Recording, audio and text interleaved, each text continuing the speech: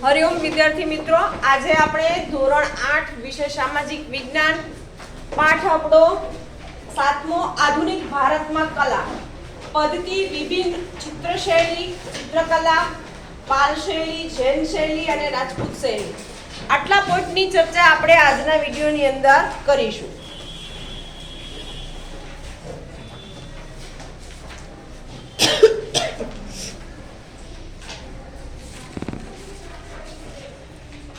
बोलने से कोई चीज नहीं बोल। भारतीय चित्रशैलीમાં મુખ્યત્વે ગુફા ચિત્રશૈલી જેમાં આદિ માનવે દોરેલા ચિત્રનો તથા ઈસવીસનની 9મી સદી સુધીના અંજેતા ઇલોરા જેવી ગુફાઓના ચિત્રોનો સમાવેશ થાય છે। બીજી શૈલીમાં શિલા ચિત્રનો સમાવેશ થાય છે જેમાં શિલાઓ પર ચિત્રોની પરંપરાઓ જોવા મળે છે। કેટલીક પ્રાચીન ચિત્રશૈલીઓમાં હિન્દુ બૌદ્ધ અને જૈન ચિત્રશૈલીઓનો સમાવેશ થાય છે જેમાં જે તે ધર્મ ચિત્રશૈલીને કેન્દ્ર સ્થાને હોય છે અને તે ચિત્રો ધર્મસ્થાનોની દિવાલો પર સુશોભિત કરવામાં આવ્યા હોય છે। ચિત્રોના કેન્દ્રમાં જે તે ધર્મના ધર્મગ્રંથો રહેલા હોય છે।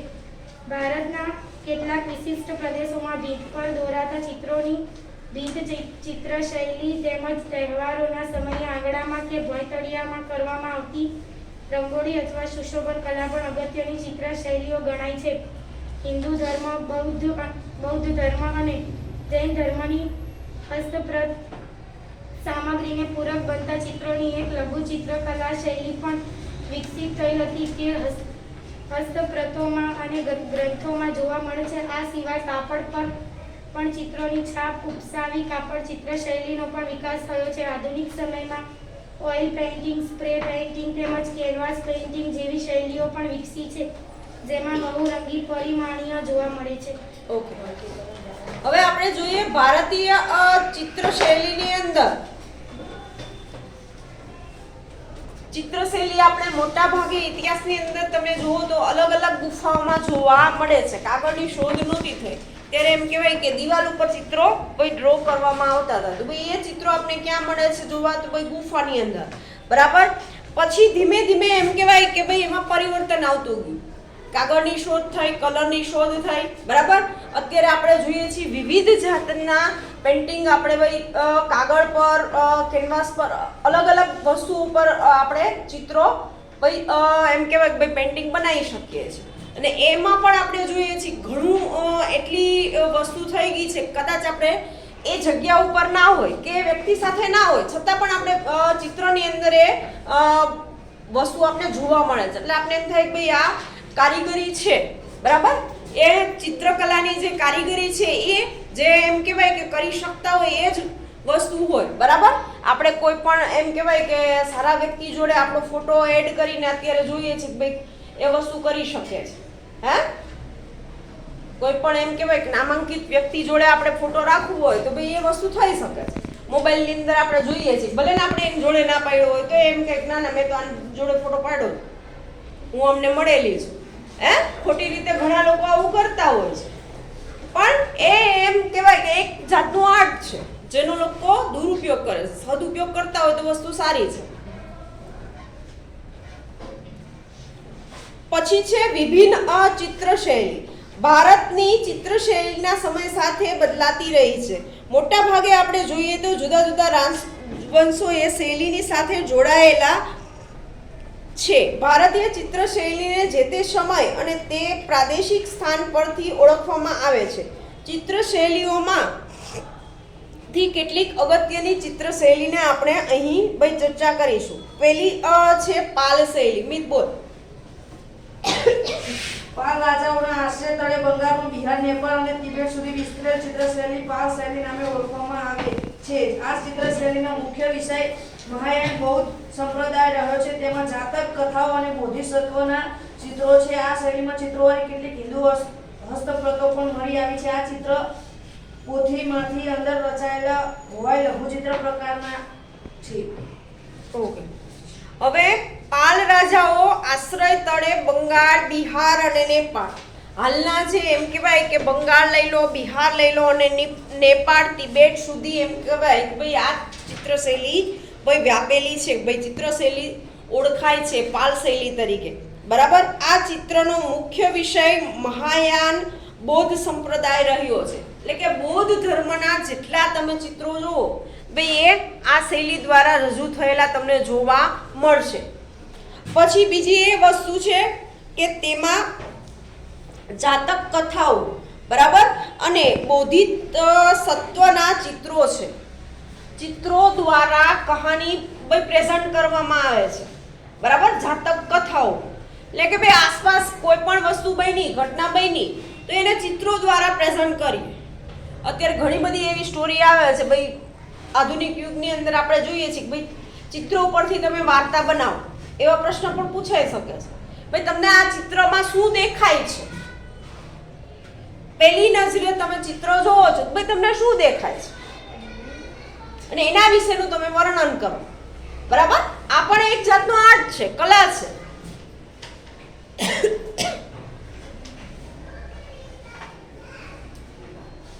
આ ચિત્ર શૈલીના ચિત્રોવાળી કેટલીક હિન્દુ હસ્તપ્રતો પણ આપણે મળી છે.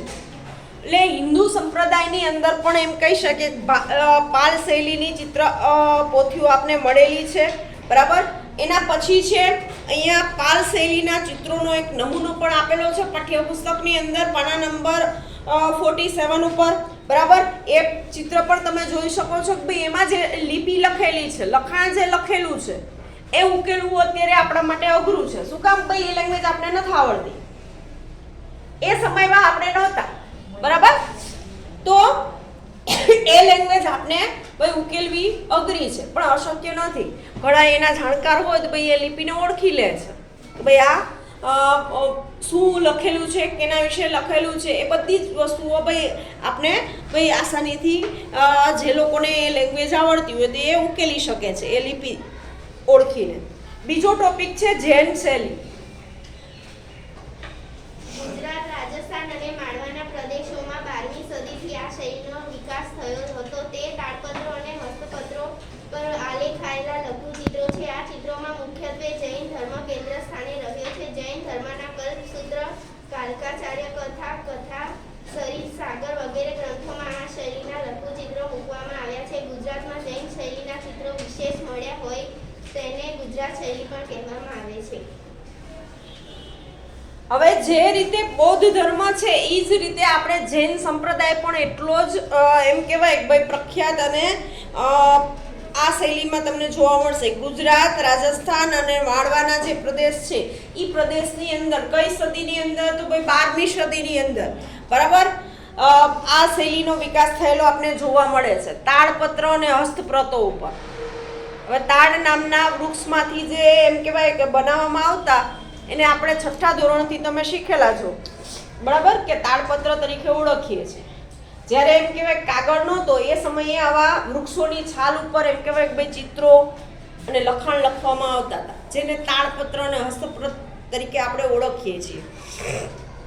એમાં એમ કહેવાય કે ભાઈ જૈન શૈલી આપણે જોવા મળે છે. બીજું છે કે ભાઈ એમાં જૈન ધર્મ કેન્દ્ર સ્થાને છે. જૈન શૈલીની અંદર જૈન ધર્મ આગળ આપણે જોયું તો બૌદ્ધ ધર્મ, આ બે મિક્સ ના થઈ જાય એ વસ્તુનું ખાસ ધ્યાન રાખજો લખવા ટાઈમે. જૈન ધર્મના કલ્પસૂત્ર, કાલ આચાર્ય કથા, કથા સરિતા સાગર વગેરે ગ્રંથોમાં આ શૈલીનો લઘુચિત્રોના મૂકવામાં આવ્યા છે. ગુજરાતમાં જૈન શૈલીના ચિત્રો વિશેષ મળ્યા છે જે ગુજરાત શૈલી પણ કહેવામાં આવે છે. જૈન શૈલીનું બીજું નામ શું એવું આપણે એક બે વાક્યમાં પૂછવામાં આવે તો આપણે યાદ રહેવું જોઈએ કે ભાઈ એને ગુજરાત શૈલી તરીકે પણ આપણે ઓળખીએ છીએ. આગળ છે આપણું રાજપૂત શૈલી. રાજસ્થાન અને મધ્યપ્રદેશમાં રાજપૂત રાજાઓના આશ્રય નીચે 10મી થી 16મી સદી દરમિયાન આ શૈલી પ્રચલિત થઈ હતી. તેમાં લઘુચિત્ર અને બીજચિત્રનો સમાવેશ થાય છે. રાજાઓ પરંપરાગત ચિત્રકારોને આશ્રય આપતા હોવાથી રાજપૂત રાજાઓનું જીવન, તેમના રીત રિવાજો અને પહેરવેશ ઉત્સવો એ રાજપૂત ચિત્ર શૈલીના કેન્દ્રમાં રહ્યા છે. રાધા કૃષ્ણ ભક્તિ, રાસલીલા અને રાજસ્થાની લોકજીવન તેના કેન્દ્રમાં રહ્યા છે. રાજસ્થાનના બુંદી, કિશનગઢ, બીકાનેર અને જોધપુરમાં પણ આ શૈલીનો વિકાસ થયો હોવાથી તે રાજસ્થાન શૈલી તરીકે પણ ઓળખવામાં આવી હતી. રાજસ્થાન અને મધ્યપ્રદેશ જ્યાં એમ કહેવાય કે રાજપૂત રાજાઓ હતા, જ્યારે રાજપૂત શાસન ચાલતું હતું એ સમયની વાત છે, બરાબર. રાજપૂત એટલે કે આપને ખબર છે કે ભાઈ અત્યારે પણ હાલમાં પણ રાજપૂત લોકો એમ કહેવાય, તમે જોજો એના રહેઠાણથી માંડીને એના રીત રિવાજ બધું અલગ હશે. અલગ આપણા ભલે સમાજમાં આપણે જોઈએ છીએ કે ભાઈ આપણી વચ્ચે હોય છે, પણ એ રહેતા તો એકબીજાના આજુબાજુ જ હશે. ભાઈ એનો આખો એમ કહેવાય કે ભાઈ રાજપૂત સમાજના બધા જ ઘર અલગ કોઈ પણ વિસ્તારની અંદર જોવા મળશે, એક સાથે બધા રહેતા જોવા મળશે.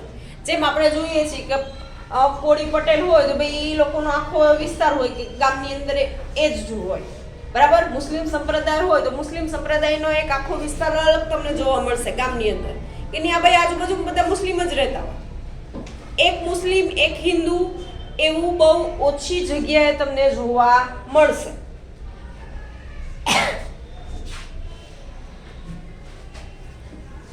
લઘુચિત્રો ભીત ચિત્રોનો સમાવેશ થાય છે 10મી થી 12મી સદી દરમિયાન, બરાબર. જેટલી પ્રચલિત શૈલી હતી એમાં એમ કહેવાય કે રાજપૂત રાજાઓના જીવન, રીતિ રિવાજ, પહેરવેશ, ઉત્સવ, રાજપૂત શૈલી કેન્દ્ર સ્થાને હતી. રાધા કૃષ્ણ, કૃષ્ણ ભક્તિ, રાસલીલા, રાજસ્થાની લોકજીવન કેન્દ્ર સ્થાને હતા. રાજસ્થાનના બુદ્દી, કિશનગઢ, બિકાનેર અને જોધપુરમાં પણ આ શૈલીનો વિકાસ થયેલો હતો. તો ખાસ કરીને રાજપૂત શૈલીની અંદર તમને શું વસ્તુ જોવા મળે છે, તો આપણે જોઈએ છીએ કે ભાઈ રાજપૂત લોકોની રહેણી કહેણી શું છે, ઉત્સવો કે છે, એમના રીત રિવાજો શું છે, એ વસ્તુના આપણે એમ કહેવાય કે ભાઈ આ શૈલીની અંદર દર્શન થાય છે. ભાઈ એ શૈલીની અંદર એ વિકાસ થયેલો આપણે જોવા મળે છે. બીજું તો ભાઈ કૃષ્ણ ભક્તિ, બરાબર. કૃષ્ણ ભક્તિ ઉપર આપણે અસંખ્ય લોકો જોવા મળશે. ભાઈ એની શરૂઆત ક્યારથી થઈ છે એ વસ્તુ પણ અહીંયા આપણે ચિત્રો દ્વારા જોવા મળે છે. ભાઈ કૃષ્ણ એ ભાઈ આ ટાઈપની રાસલીલા કરતા હતા, બરાબર. ચિત્રો દ્વારા પ્રેઝન્ટ થાય છે. સ્ટોરી તો ઘણી બધી છે, કાવ્યો ઘણા બધા છે, લેખો ઘણા બધા છે, અસંખ્ય એમ કહેવાય કૃષ્ણ ભક્તિ પાછળ લખાણ લખાયેલું છે.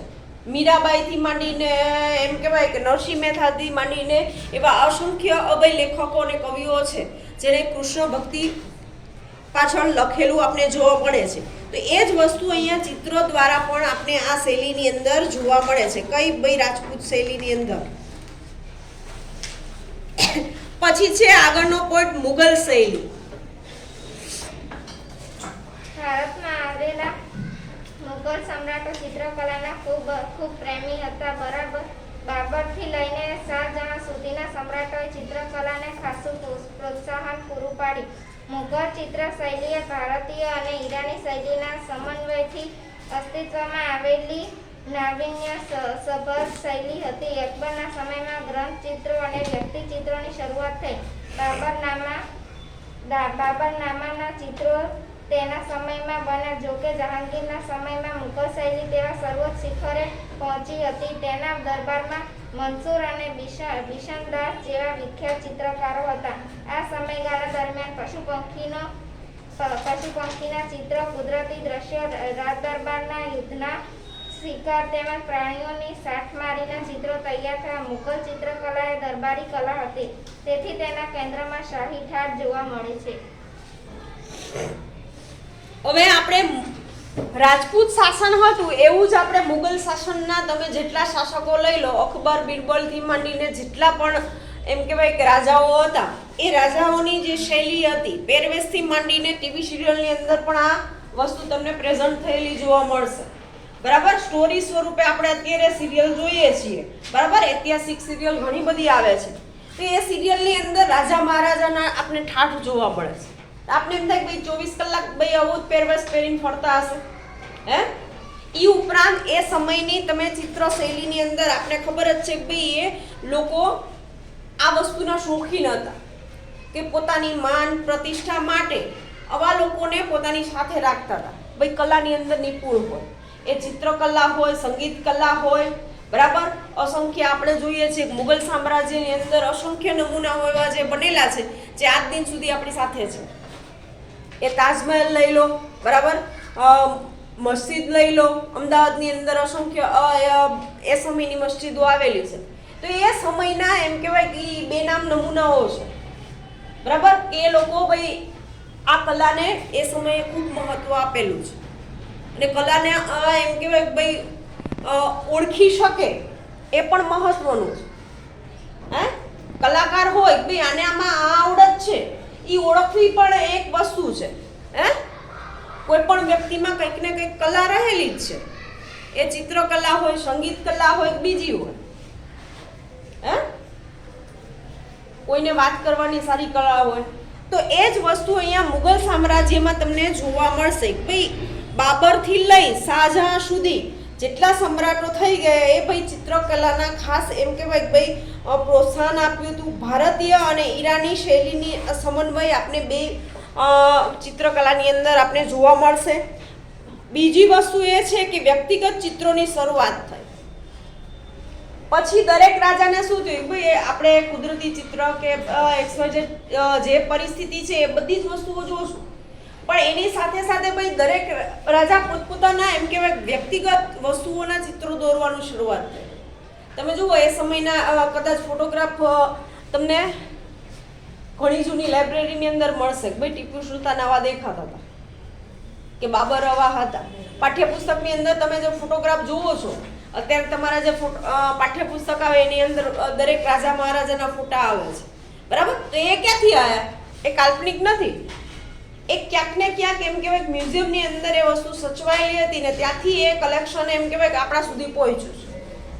ઘણી બધી મહેનત લાગે આ બધી વસ્તુ કરવા. તો તમે વિચારો કે એ સમયમાં આ રાજા મહારાજાઓએ આ શૈલીને પ્રોત્સાહન ન આપ્યું, બરાબર, તો આ વસ્તુ વિકાસ પામ્યો હોત.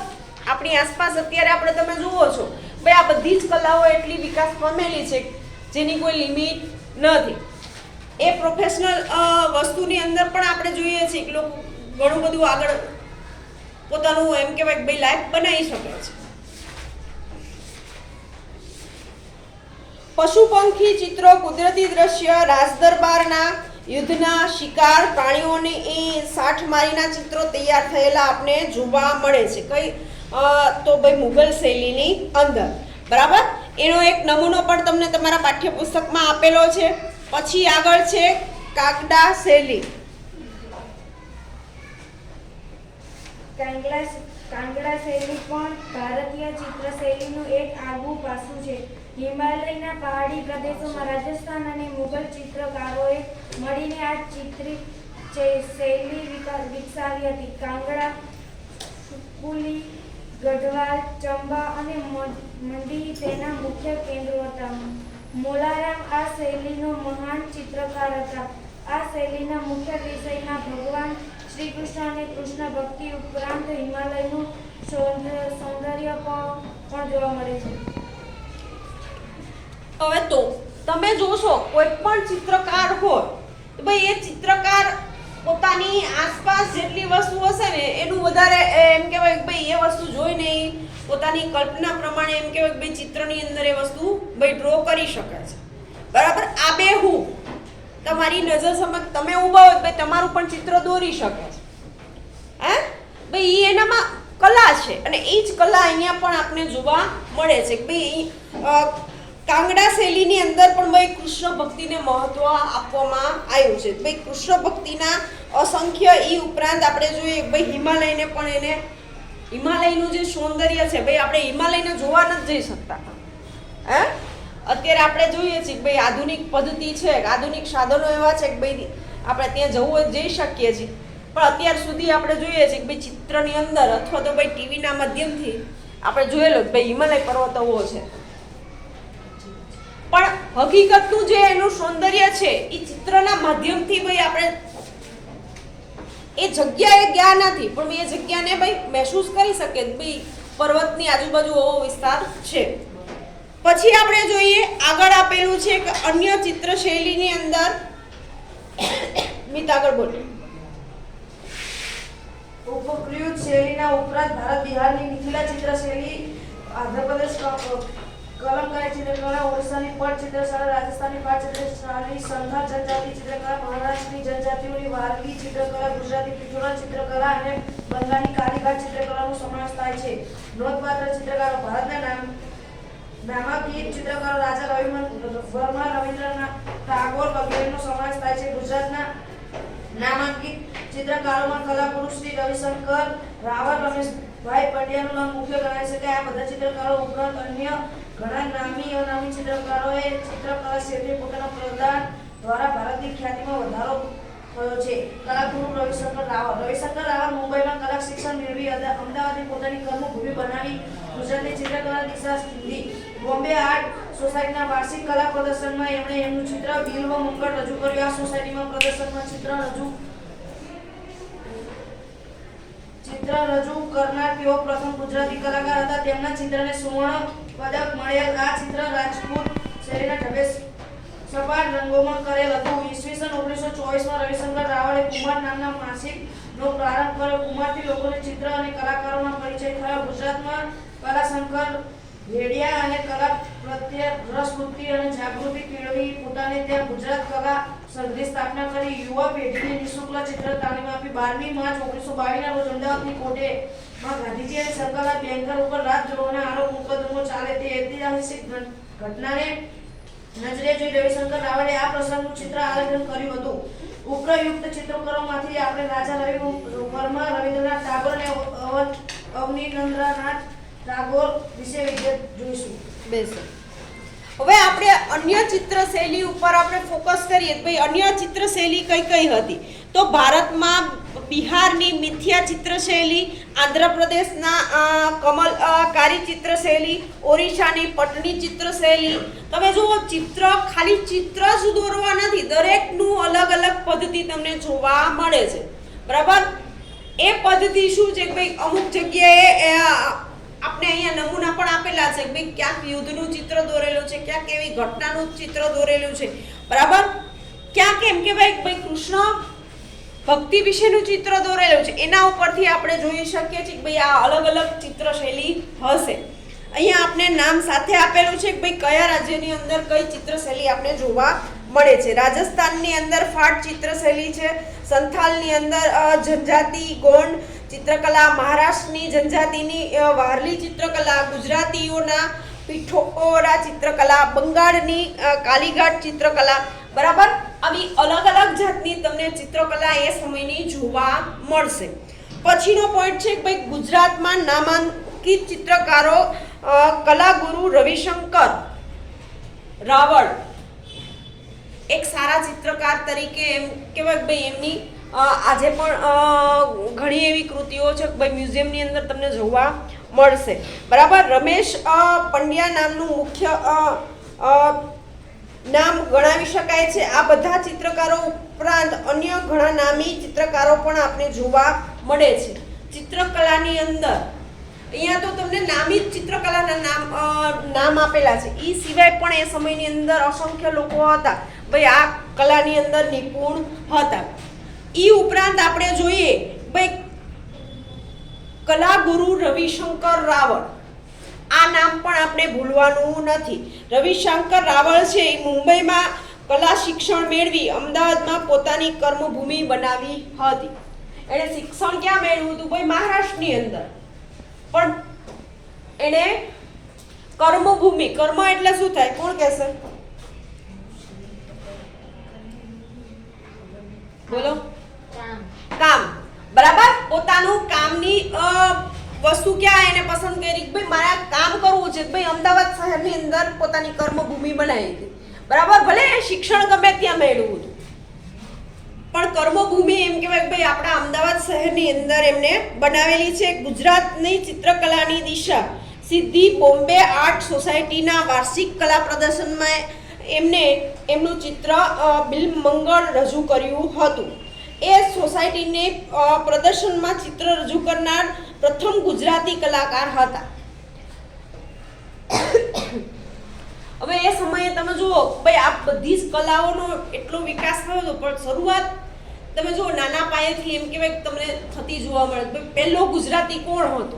ભાઈ રવિશંકર રાવળ. આપણે યાદ રહેવું જોઈએ ભાઈ એણે પોતાનું એમ કહેવાય કે આર્ટ ગેલેરીની અંદર પોતાનું ચિત્ર રજૂ કરી અને રાજપૂત શૈલીની ઢબે સપાટ રંગનું એમ કહેવાય કે ભાઈ આ ચિત્ર રજૂ કરી અને નિઃશુલ્ક ચિત્ર શૈલી આપી હતી. આપણે જોવા મળે છે એ સમયની અંદર. ઈસવીસન 1924ની અંદર રાવળે કુમાર નામના માસિક પત્રમાં માસિકનો પ્રારંભ કર્યો.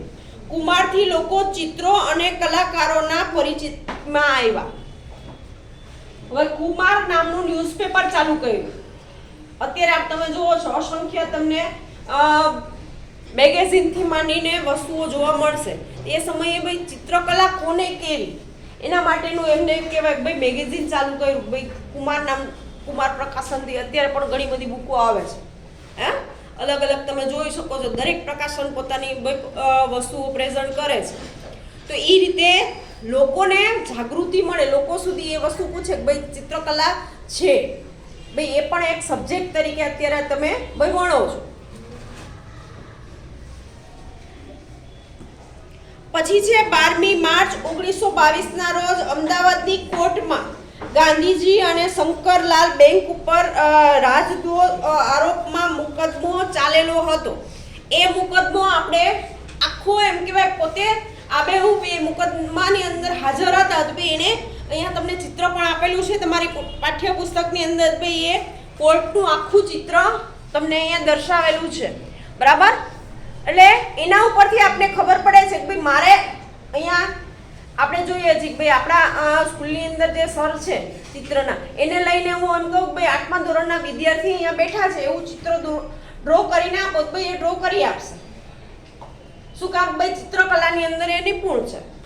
તમારા આબેહૂબ તમે અહીંયા બેઠા છો એ વસ્તુ ડ્રો કરીને આપી દેશે.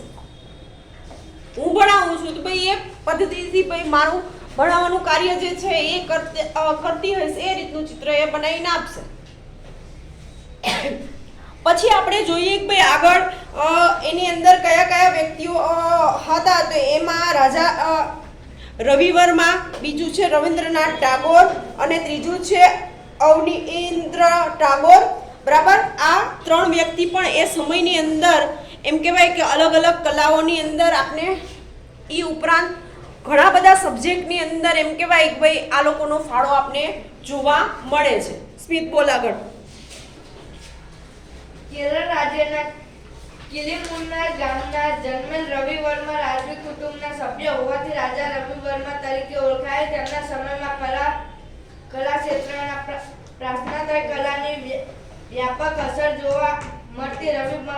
રવિ વર્માએ શ્રી રામાસ્વામી નાયડુ, થિયોડોર જેન્સન અને રાજવી કુટુંબમાં આવતા યુરોપિયન મહેમાન ચિત્રકારો પાસે કલાનું શિક્ષણ અને માર્ગદર્શન મેળવી પોતાની આગવી શિક્ષણ વિકસાવી હતી. તેમના ચિત્રો વાસ્તવદર્શી છે. વ્યક્તિ ચિત્રો તૈયાર કરવામાં તેમની સિદ્ધિ અન્ય હતી. તેમના ચિત્રોમાં ભાવને બદલે ટેકનિકનું પ્રાધાન્ય વધુ હતું. તેમને પૌરાણિક ધર્મગ્રંથો અને સંસ્કૃત સાહિત્ય, આ લેખિત પ્રસંગો અને પાત્રોને કેન્દ્રમાં રાખીને તૈયાર કરેલ તે ચિત્ર ખૂબ પ્રશંસા પામે. તેમના ચિત્રોમાં વિરાટનો દરબાર, ગંગા અવતરણ, ઉર્વશી શંકુતલા, પ્રોટેક્ટ ઓફ લેડી વગેરે મુખ્ય હતા. રવિ વર્મા ઈસવીસન 1894માં મુંબઈના ઘાટકોપરના એક લિથોગ્રાફી પ્રિન્ટિંગ પ્રેસ શરૂ કરી. આ પ્રેસમાં છાપવામાં આવેલ હિન્દુ દેવી દેવતાઓ ચિત્રોને તેની ઓછી કિંમતને કારણે સામાન્ય લોકોને પણ ખરીદી શકતા. વડોદરાના મહારાજા સયાજીરાવ ગાયકવાડ અને ભાવનગરના રાજવીએ રાજા રવિ વર્માને નિમંત્રણ આપીને રાજકુટુંબના અને કેટલાક પૌરાણિક ચિત્રો તૈયાર કરાવ્યા હતા. તેમના ચિત્રો ત્રિવેન્દ્રમના સંગ્રહાલયમાં, વડોદરાની ફતેસિંહ રાવ આર્ટ ગેલેરી અને ભાવનગરના દરબારમાં સચાવેલા છે. બ્રિટિશ સરકાર અને કેસર હિંદનો ખિતાબ આપી સન્માન્ય હતા. તેઓ સન્માન્ય હતા. તેઓ કલાના રાજા અને દેશની અમૂલ્ય ધરોહર હતા. હવે રાજા રવિ વર્માનો તમે કારકિર્દી અહીંયા જુઓ તો ભાઈ એ જન્મેલા કેરળ રાજ્યના કિલ્લીમુન્નર ગામમાં એમનો જન્મ થયેલો હતો, બરાબર. છતાં પણ આપણે જોઈએ કે ભાઈ એ રાજવી કુટુંબના સભ્યો હોવાના કારણે એમ કે ભાઈ રવિ વર્મા તરીકે ઓળખાય છે. તેમની સમયની કલા ક્ષેત્રમાં પાશ્ચાત્ય કલાની વ્યાપકતા આપણે જોવા મળે છે, બરાબર. એની સાથે આપણે જોઈએ કે ભાઈ એને પ્રિન્ટિંગ પ્રેસ મુંબઈની અંદર ઘાટકોપર વિસ્તાર છે, હાલમાં પણ આ વિસ્તાર છે. એ વિસ્તારની અંદર 1894 ની અંદર પહેલું પ્રિન્ટિંગ પ્રેસ શરૂ કર્યું, બરાબર. કે જેની અંદર અત્યારે આપણે અસંખ્ય પ્રિન્ટિંગ પ્રેસ તમને જોવા મળશે કે જ્યાં આપણે પ્રિન્ટ કઢાવી હોય ભાઈ કઢાઈ શકીએ છીએ, બરાબર. એ વસ્તુ એ સમયે ભાઈ શરૂઆત હતી. તમે વિચારો કે ભાઈ બહુ ઓછી જગ્યાએ એ વસ્તુની શરૂઆત, તો ભાઈ એ સમયના આપણે જોઈએ છીએ કે ભાઈ વડોદરાના જે રાજવી હતા એમને પણ ઈ ઉપરાંત એમ કહેવાય કે બીજા જેટલા રાજાઓ હતા એના માટે ભાઈ આ નવો વિષય હતો. શું કામ? કે કોઈ પણ વસ્તુ પ્રિન્ટ કરીને આવવી એ સમયે નવું ગણાતું. અત્યારે તમે જુઓ છો ભાઈ અત્યારે નવું આપણું વર્ઝન આવે મોબાઈલની અંદર, નવું વર્ઝન આવે, નવો મોબાઈલ આવે તો સીધા આપણે ભાઈ એ વસ્તુ તરફ આકર્ષણ થાય છે. ભાઈ અત્યારે આ વસ્તુ આપણે જોવા મળે છે, બરાબર ને. સીધા આપણે એમાં જોશું ભાઈ એમાં કયા નવા ફીચર આવ્યા છે, ભાઈ એમાં કઈ નવી ટેકનોલોજીનો ઉપયોગ થયો છે. તો તમે વિચારો કે એ સમયે તમને શું જોવા મળતું? ભાઈ આ પ્રિન્ટિંગ પ્રેસ શરૂઆત હતી અને એ વસ્તુ તરફ એમ કહેવાય ભાઈ રાજા મહારાજાનું આકર્ષણ વધ્યું કે આ તો બધું કામનું છે. તો એ લોકો પણ પોતાના સંદેશ છે, પોતાને કંઈક એમ કહેવાય ભાઈ લખીને પ્રજા સુધી મોકલવું છે, એ વસ્તુ કરવા ભાઈ આ વ્યક્તિને આમંત્રણ આપે છે. અને એના નમૂના એમ કહેવાય કે વડોદરાની જે મ્યુઝિયમ છે ત્યાં પણ સચવાયેલા આપણે જોવા મળે છે. જ્યારે પણ તમને સમય મળે તો ખાસ એ આર્ટ ગેલેરી પણ જોવા જજો. ત્યાં પણ એમ કહેવાય આ ઇતિહાસ તમને જોવા મળશે. પછી છે રવિન્દ્રનાથ ટાગોર 1861 થી લઈ અને 1941.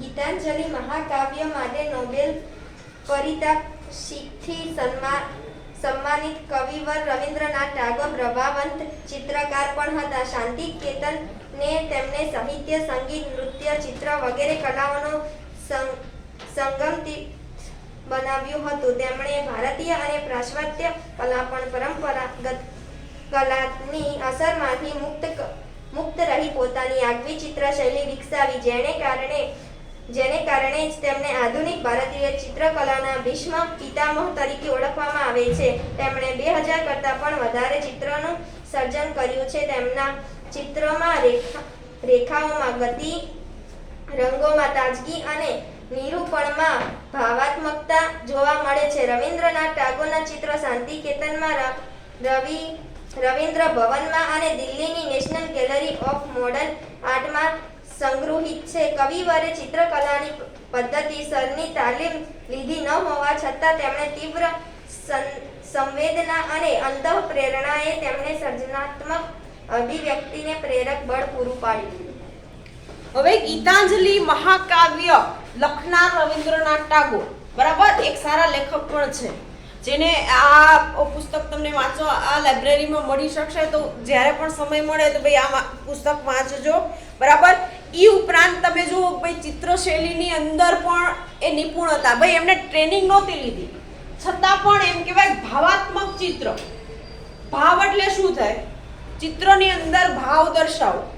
અત્યારે તમે ટીવી સિરિયલની અંદર જોવો છો કલાકાર ભાવાત્મક રીતે પોતાની રજૂઆત કરે છે.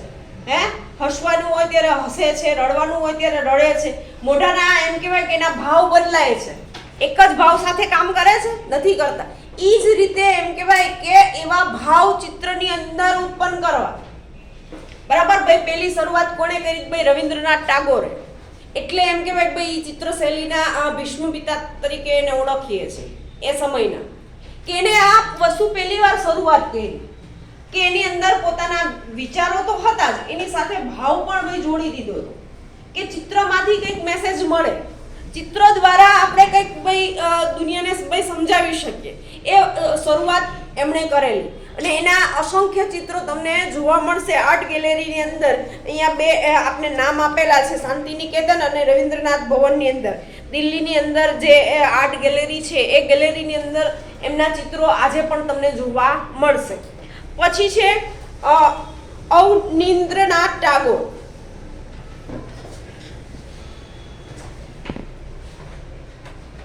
બંગાળમાં જન્મેલ અવનીન્દ્રનાથ ટાગોરે ભારતીય મુઘલ ચાઇનીઝ અને જાપાનીઝ ચિત્ર શૈલીનો ઝીણવટપૂર્વક અભ્યાસ કર્યો તેમજ પાશ્ચાત્ય ચિત્રકારોનું માર્ગદર્શન મેળવી એક નવતર શૈલીના ચિત્રોનું નિર્માણ કરી ભારતીય ચિત્રકલાને એક નવી દિશા સૂચવી. તેમની શૈલીમાં ભારતીય વાતાવરણ અને ભાવુકતા જોવા મળતી હતી. જાપાનીઝ વોશ પદ્ધતિથી દોરેલા તેમના ચિત્રોમાં વાતાવરણની ગહનતા અને પાત્રોની ભાવવિહીનતા ધબકતી જોવા મળતી. તેમણે ચિત્રકલાના પ્રસાર માટે બંગાળ સ્કૂલ ઓફ આર્ટની સ્થાપના કરી. એ સમયમાં અસ્તિત્વમાં આવેલી ચિત્ર શૈલી બંગાળ સ્કૂલ ઓફ આર્ટ શૈલી તરીકે નામના પામી. ઓકે, હવે આપણે બંગાળની અંદર જન્મેલા રવિન્દ્રનાથ ટાગોરની જેમ અવનીન્દ્રનાથ ટાગોર ભારતીય, મુગલ, તાંજોર અને ચાઇનીઝ, જાપાનીઝ ચિત્ર શૈલીના ઝીણવટપૂર્વકના એમ કહેવાય ભાઈ ચિત્રકાર હતા. બરાબર, એને અભ્યાસ કર્યો અને પાશ્ચાત્ય ચિત્રોનું માર્ગદર્શન મેળવી નવતર શૈલીમાં ચિત્રોનું નિર્માણ કર્યું. ભારતીય ચિત્રકલા એક ભાવુક જોવા મળતી. તેમની શૈલીની અંદર ભારતીય વાતાવરણ અને ભાવુકતા જોવા મળતી હતી. જાપાનીઝ વોશ પદ્ધતિની અંદર દોરેલા તેમના ચિત્રોમાં વાતાવરણના ગહન અને પાત્રોની ભાવવાહીની ધબકતી તમને જોવા મળે છે. ભાઈ આ વ્યક્તિના ચિત્રોની અંદર ભાઈ ભાવવાહીની એટલે કે ભાવ કંઈક પ્રગટ થતો હોય એ વસ્તુ તમને અહીંયા જોવા મળશે. દરેક ચિત્રકાર છે એ પોતાના વિચાર સાથે ભાઈ ભાવના પણ જોડાયેલી હોય છે. તમે અમુક ચિત્રકાર જુઓ કે અમુક સંગીતકાર જુઓ તો ભાઈ અમુક વસ્તુ જ એ પરફેક્ટ રીતે ગાઈ શકતા હોય. બરાબર, ઘણા એમ કહેવાય ભાઈ ગાયક હોય તો એ તમે જુઓ ભાઈ રોમેન્ટિક સોંગ હશે તો ભાઈ એ સારી રીતે ગાઈ શકતા હશે. બરાબર, એ ઉપરાંત આપણે જોઈએ કે ભાઈ બીજા પ્રકારના એને ગીતો ગાવાનું કહો ભાઈ એની અંદર એની ભાઈ પકડ ઓછી હોય, ગાઈ શકતા હોય પણ એ સાંભળવા આપને ભાઈ ઓછા ગમે. ભાઈ એની અંદર એની પકડ ઓછી છે, ભાઈ એ વસ્તુ નથી ગમતી. તો એ ચિત્રકલાની અંદર પણ આ વસ્તુ તમને જોવા મળશે. દરેક ચિત્રકારનો પોતાનો ભાવ અલગ અલગ વસ્તુ આપણે જોવા મળે છે દરેક ચિત્રકારની અંદર. તો અહીંયા આ પાઠની અંદર આપણે વિવિધ ચિત્રકલાઓ વિશેની માહિતી જોઈ. આ વિડીયોની અંદર અહીંયા સુધી માહિતી રાખીશું. આગળના વિડીયોની અંદર આ પાઠના સ્વાધ્યાય સાથે મળીશું.